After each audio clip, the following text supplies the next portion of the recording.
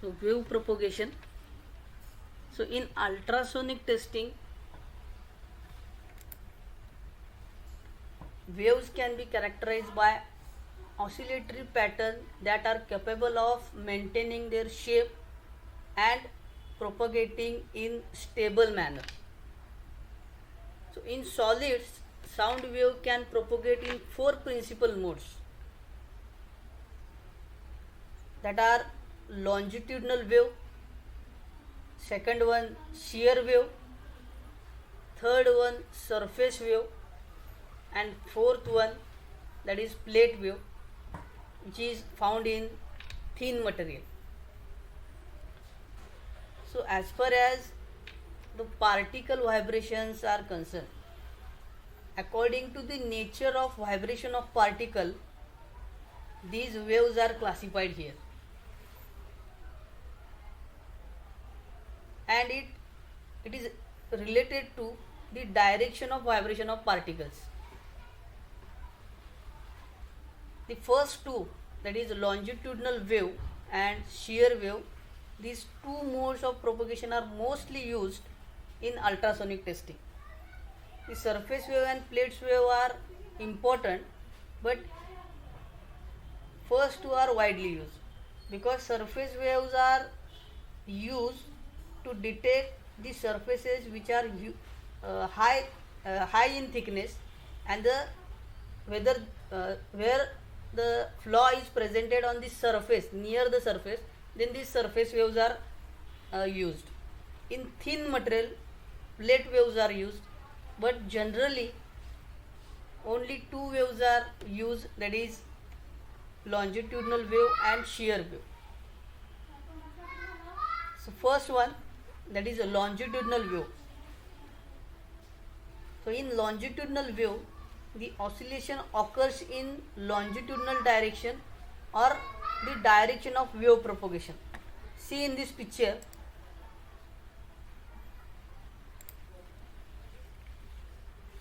this is the direction of propagation of wave, means wave is transmit at this location and it travel along this arrow.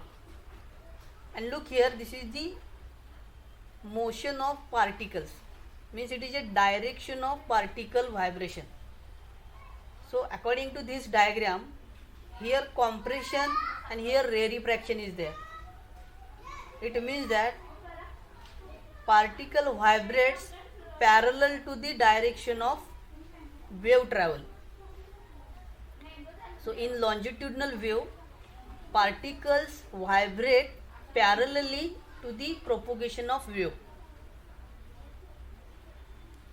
So in case of longitudinal, keep in mind vibration of particle is parallel to the wave propagation.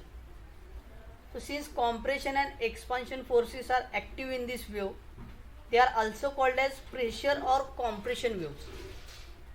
Here compression and rarefaction is there. So due to that, these waves are also called as compression wave. They are also sometimes called density wave because material density fluctuates as the wave moves. So here particle vibrates in compression and rarefaction. Due to the compression and rarefaction, so it changes material density slightly. So it is also called as density waves. These waves can propagate in gases, liquid as well as in solid. So the longitudinal wave can propagate in all type of material, that is solid, liquid and gas.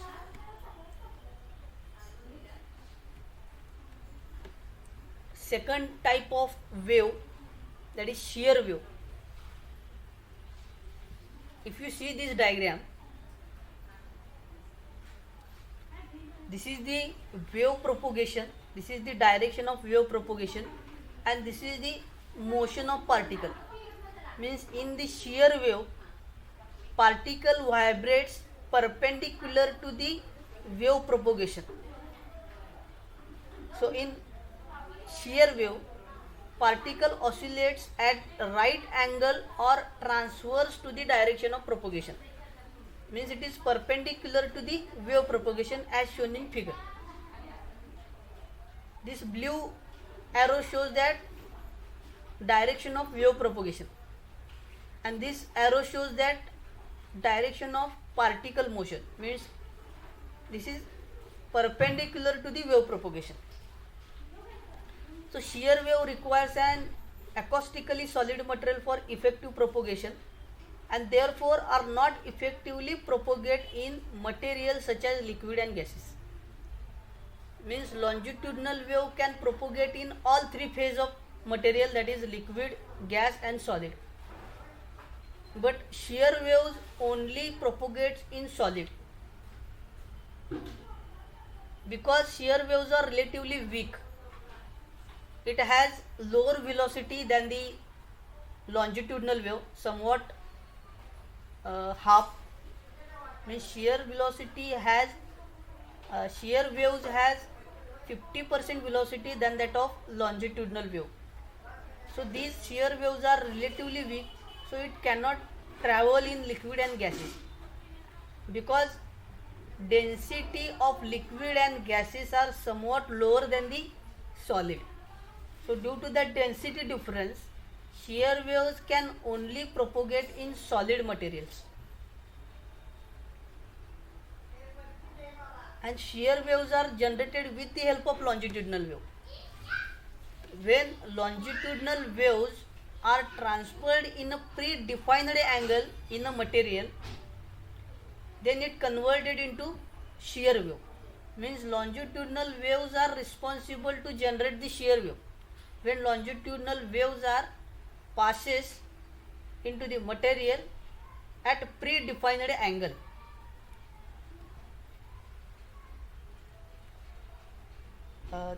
Third type, that is surface wave. So surface wave, it can also be called as Rayleigh wave.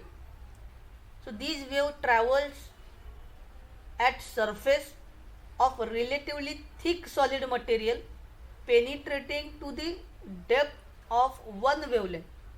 Means surface wave cannot penetrate beyond one wavelength distance.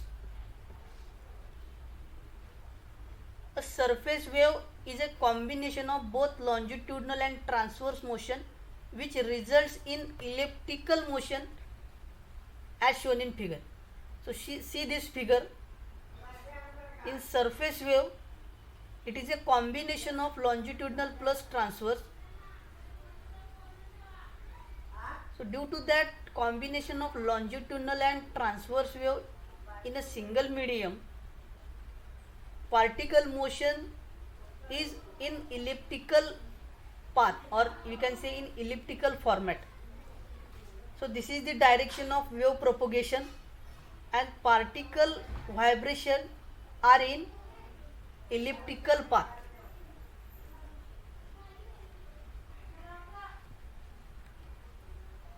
So here the major axis of ellipse is perpendicular to the surface of solid.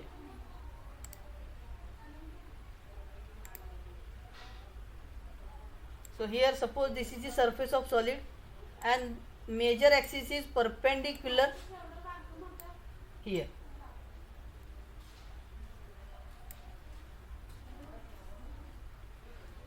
As the depth of individual atom from the surface increases, the width of elliptical motion decreases. Means surface wave, as name indicates, it travels only on the surface. As we consider the depth of material, it cannot exist, because the major axis of ellipse is perpendicular to the surface. So as we increases the depth from the surface, the width of elliptical motion decreases, so we cannot find much more waves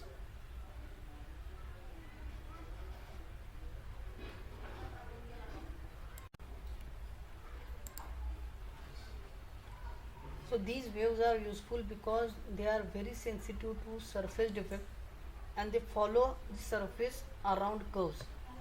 Means in case of any curvature or any extension portion on the surface is there, it the wave follows that curve, so we can easily detect the defect which are presented in that extension also.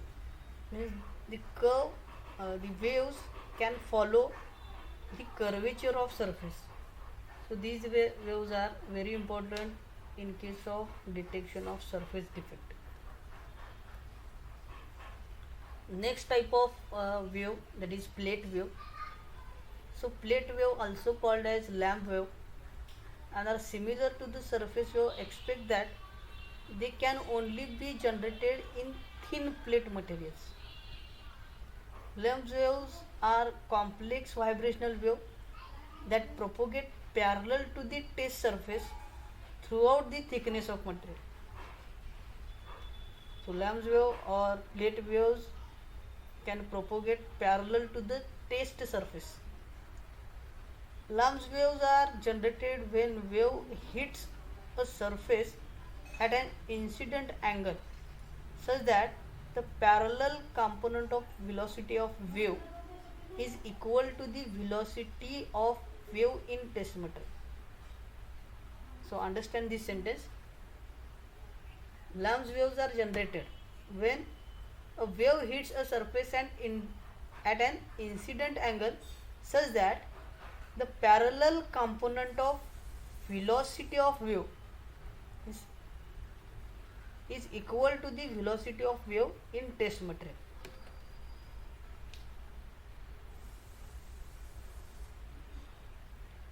Lamp waves will travel several meters in speed and so are useful to scan plate, wires and tubes. It has two types, symmetrical and asymmetrical. These two images are shown, asymmetrical and symmetrical plate waves. And this is the summary of type of waves. Longitudinal wave can also be called as compressional wave. It is parallel to the wave direction. Transverse wave, it can also be called as shear wave. It is perpendicular to the wave direction. Surface wave, it can also be called as Rayleigh wave.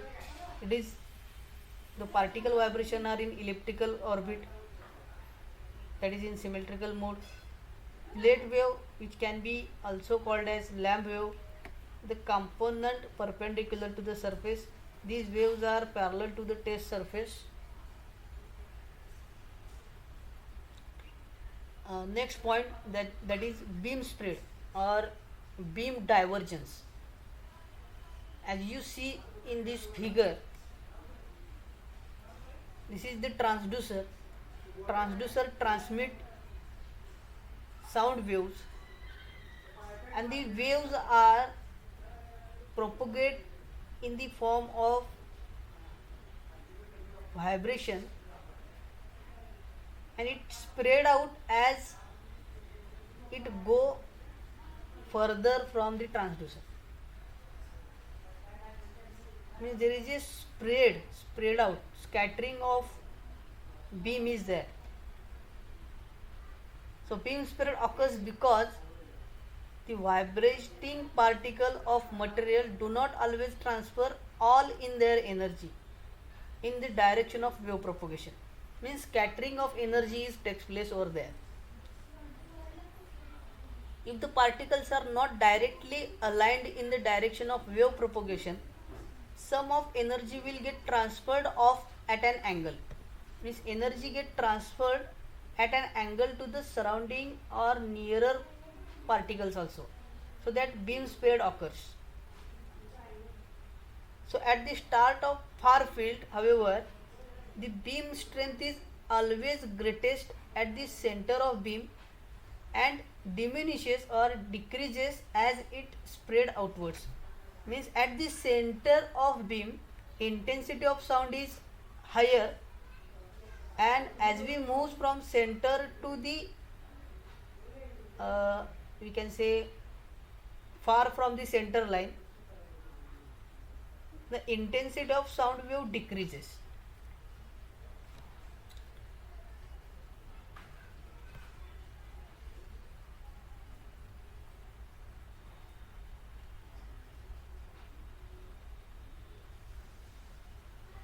So see here,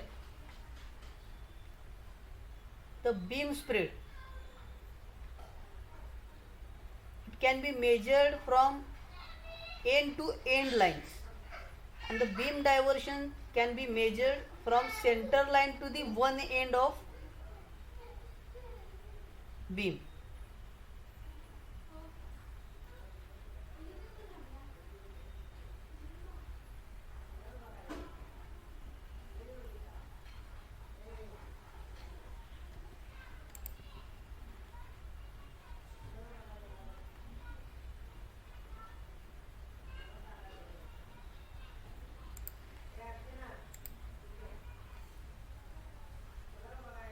So this is beam spread.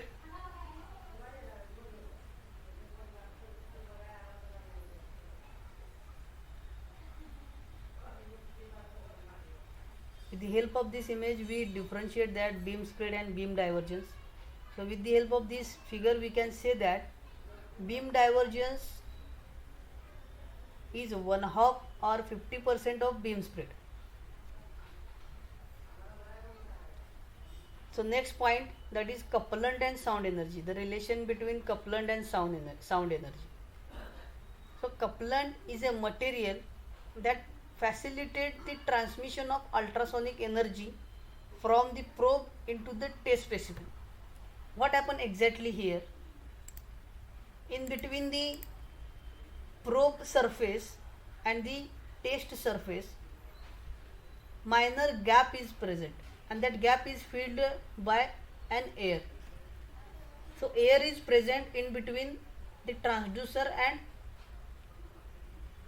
the material which is to be inspected. So sound velocity of sound energy in air is very negligible. So scattering is possible over there. So due to that presence of air, sound energy cannot propagate in the test material. So to fill that gap, couplant is used. So couplant is responsible to transfer the ultrasound from transducer to the test material. So couplant is necessary because the acoustic impedance mismatch between air and solid is large. Therefore, nearly all the energy is reflected and very little energy is transmitted into the test material. So to avoid this, to protect the sound energy from reflection, couplant is very important. So the couplant replaces the air which is present in the probe surface and test surface and make it possible to get more sound energy into the test specimen so that a useful ultrasonic signal can be obtained. So that ultrasonic sound can propagate into the test material. So in contact ultrasonic testing, a thin film of oil, glycerin or water also is typically used between the transducer and test surface. Couplant is material that facilitates the transmission of ultrasonic energy from probe into the test specimen.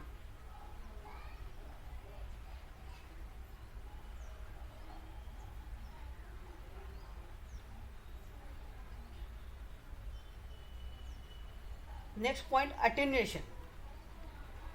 So when sound travels through a medium, its intensity reduces with distance as shown in this figure. Initially the intensity of sound is high. As it travels into the material, the intensity of sound decreases.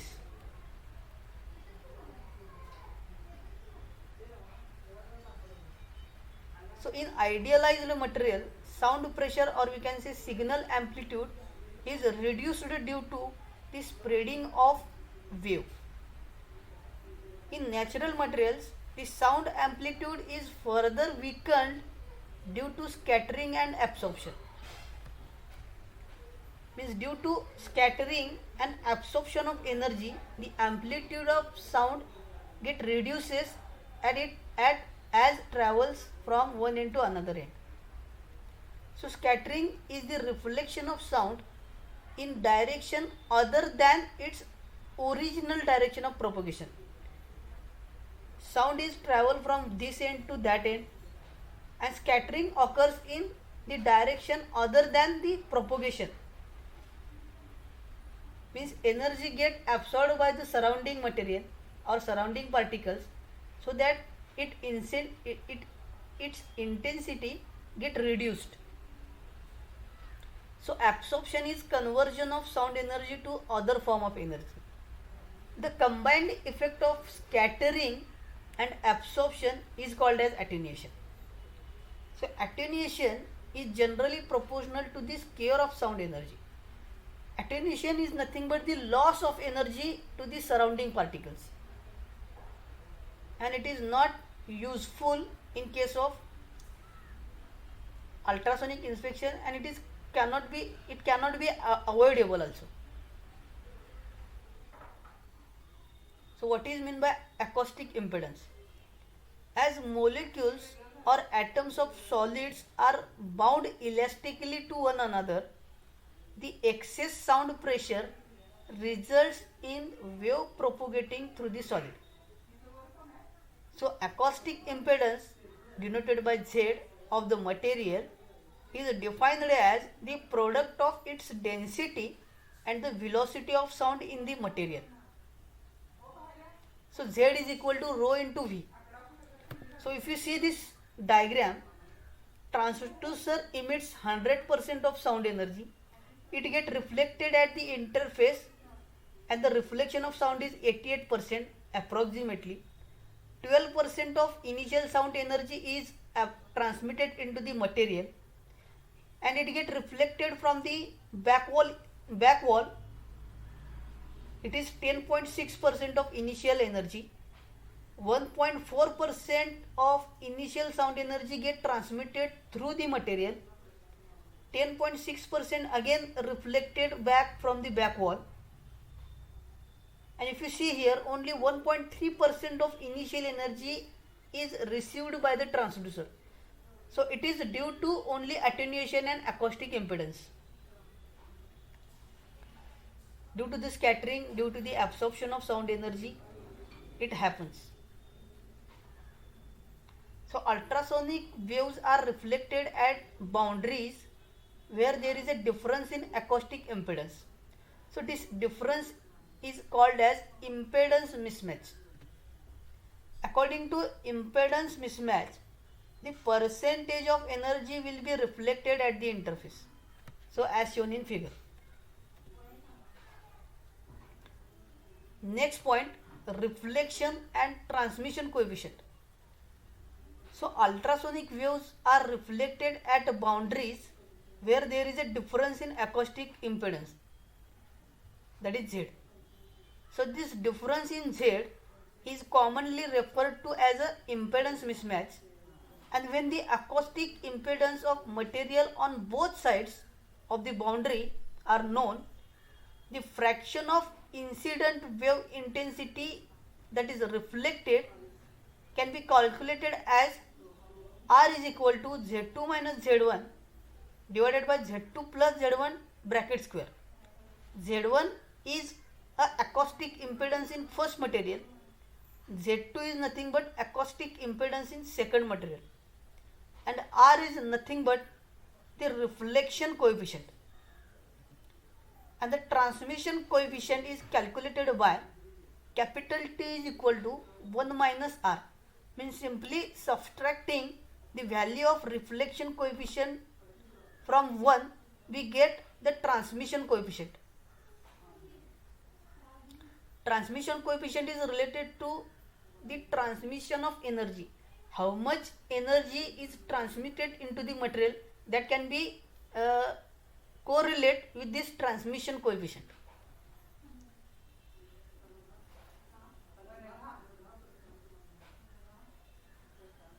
Next point, mode conversion. So when an ultrasonic wave passes through an interface between two materials at an oblique angle, and the material have different indices of refraction, both reflected and refractive wave are produced. So as shown in this figure, this is the incident wave, which is incident at an predefined angle, and when there is a interface of two material, some amount of energy get reflected back and some amount of energy is transmitted into the material which is refracted one. Means the angle of incident ray is different and angle of refracted waves is different. So due to this interface, some amount of energy get reflected and some amount of energy get refracted into the material.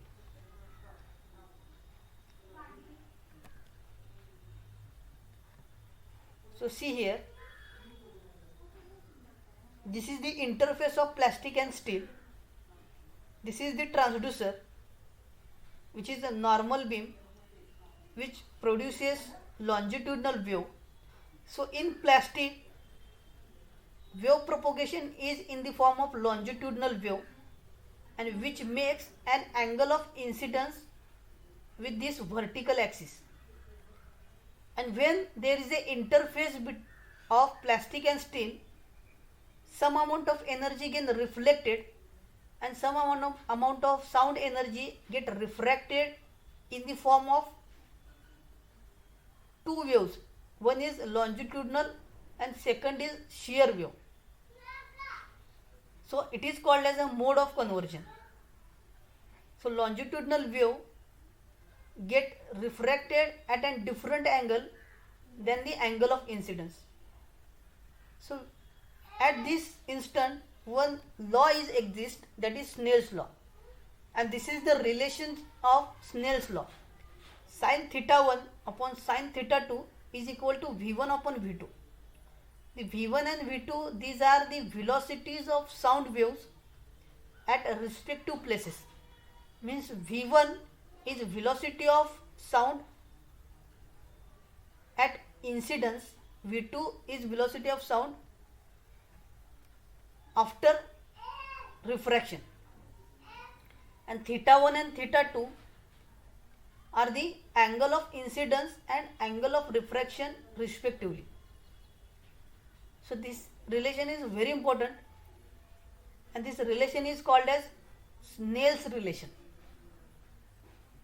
So this Snell's relation is used to determine angular relationship between media for both longitudinal and shear wave. So in this mode conversion, when sound travels into sound material, one form of wave energy can be transformed into another form. So for example, see in this figure, when longitudinal wave hits an interface at an angle, some of the energy can cause particle movements in transverse direction to start a shear wave. Means this longitudinal wave can divide it into refracted longitudinal wave and converted shear wave. So this is about mode conversion.